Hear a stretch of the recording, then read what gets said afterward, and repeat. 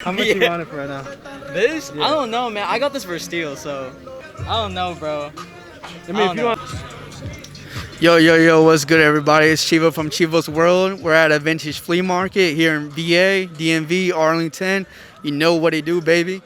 We got a lot of stuff, you know, we can check out a lot of stuff today. So, you know, we'll be happy to show you. We got vintage hats, vintage t-shirts, jerseys, hoodies, probably shorts, maybe even underwear, but that's kind of sick, though. But, you know, we're going to talk to people, look around, see what's cool, you know, copper drive, you know, that kind of thing. Maybe talk to some people, see what they're thinking, but, you know, let's see how it goes. So, yeah, let's get it going.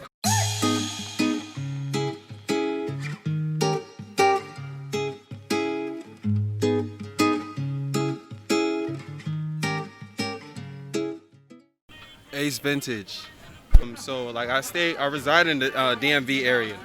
So this is like my area, my home. I mean, you're living good. I mean, I like it. So, I mean, obviously we see your whole spot. I mean, you can tell it's all vintage. So, do you prefer vintage over pretty much every other style, like luxury or like, you know, all that, you know, other type of clothes? I love luxury stuff, you know what I'm saying? But, you know, the thing was with me, I believe like even when my bag is like up there, like I get like crazy bag, Yeah. I'ma still be shopping vintage, you know what I'm saying? Because it's like, it's sustainable clothes, you know, it's one of a kind. You don't see everyone wearing it. You know, you might see people wearing the same Gucci piece or the same Louis piece out here a lot. So it's like, it's different, you know what I'm saying? Yeah. But I still like incorporate some of the, you know, luxury stuff, but like more low key, like denim. I'm a big denim head. So, you know, if I'm into like maybe, you know, like some, you know, nice fitted denim, it might be kind of pricey. I'll incorporate it with a $5. Hey, $5 and what we still like. make it look. Already here, ladies and gentlemen. Vintage forever. Nah. Follow me on Instagram at Ace Do Vintage. I also have like my personal account, Alim Savant. Yeah.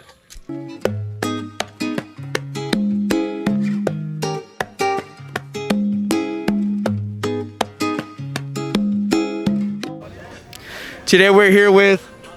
My Instagram is Gerb Thrift. My name's Andrew. So, Andrew, so could you tell us like where you're based out of from? Yeah, so I'm based out of the Silver Spring area. I also go to school up near Baltimore though, but yeah, Silver Spring, Maryland. Word. So with school, do you see yourself like, do you have a career that you want to follow through school, or, you know, could you see this as like, you know, one of your top like incomes?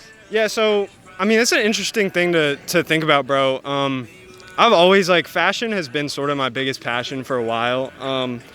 And I'm actually getting a fashion merchandising minor at school. I'm still just trying to like, you know, play it out and sort of see what's out there for me. But this is just like honestly a great opportunity, bro, because this is like as close as I can get to owning a physical business without actually owning like a store or having crazy upfront costs or something like that. And so like, you know, whether I like do this, I do want to do this for the rest of my life or whatever. Whether that's going to be my only career or not, I don't know. I mean, I hope I could make enough money to just ball out and have this be my only career, but I don't know. I'm definitely just playing it out, bro. But, you know, it's just a great opportunity, and I think it definitely just ties into my passion a lot. So, yeah. Love to hear it. So, I mean, I'm hearing like straight love for fashion, same as for your boy.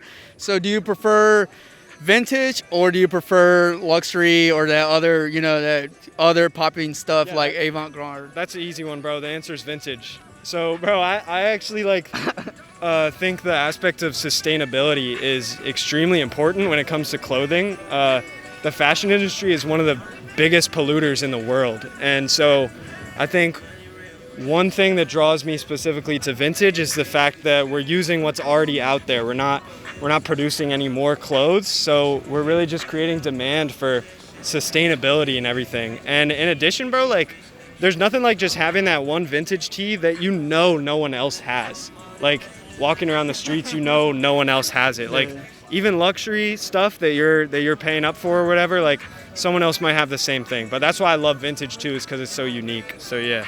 Hey, we love vintage out here. You heard it here. So if you want to buy some stuff, hey, make sure you check them out. Instagram in the link below, everything. Thank you, But bro. Gerb Thrifts, Gerb Thrifts.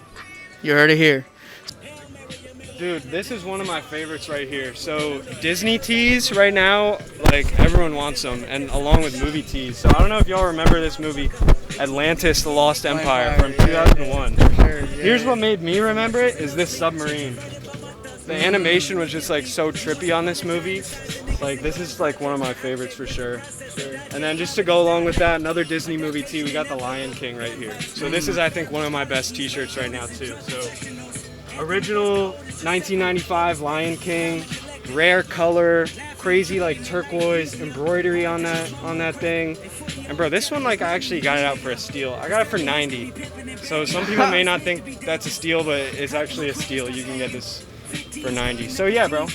So would you say these two are your most expensive, or do you have anything else that's, behind the scenes, nothing can, or do you think you're relatively, for the love? We'll say that, for the love. So bro, I think like this is just about like right now as expensive as it gets in terms of what I have. This one I got up for sort of a lot right now just because of the hype, because I think it's worth it. This is a rare one too right here. This is from this old video game called D that people pay up for this one. This is a little bit of a rare one. So those are sort of like my more expensive T-shirts. We got original Dragon Ball Z too. I got up for 110. 110. So, yeah, bro. Just like just feel those rare tees. Like people will pay up for them because they want an exact one, and there's only a few of them out there. You know what I mean? Yeah, for sure. So yeah, bro. I definitely try to just hook it up with the steals as much as I can, but at the end of the day, you gotta sort of know what people are willing to pay up for. Hey, no doubt about that.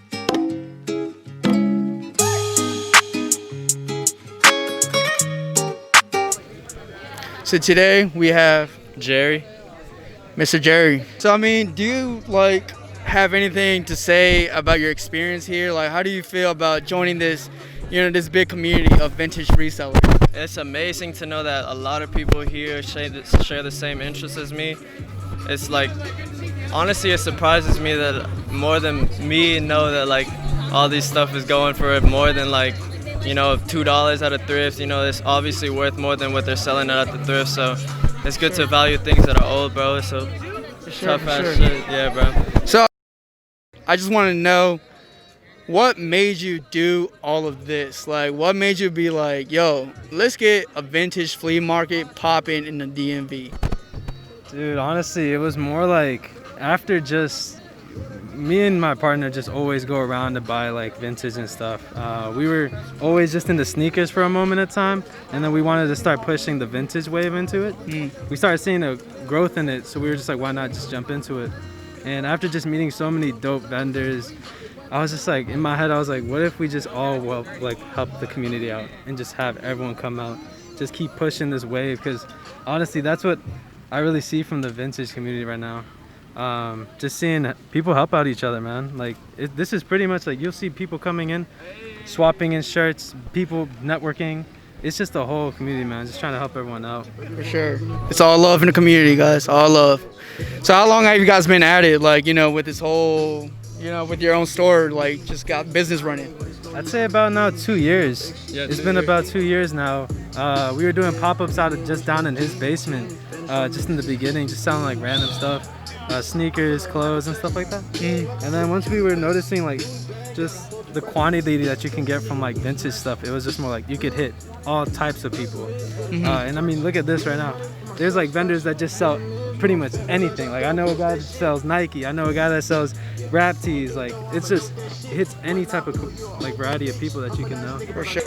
Never find long sleeves, but trying to do this, even looking at that tag. Tell me where you've seen that before. What do you see on there? Have you ever seen this before? Hey, I haven't seen it. I've never seen it. What about you? This is my favorite piece, this Bruce Lee. You can never go wrong with Bruce Lee. I don't know why, but I just really fucking like it. So is that for sale? Yeah, it's for sale, but I think someone's already about to copy it, which makes me sad sometimes, Already for sale. Dad was a huge fan of Bon Jovi. I'm also a huge fan of Bon Jovi. Yeah, for sure. But finding the European or the world tour in a dead stock condition, you never find these brand new, man. And honestly, it was just such like a big pickup. If it doesn't sell, I might as well just keep it for myself. Might as well.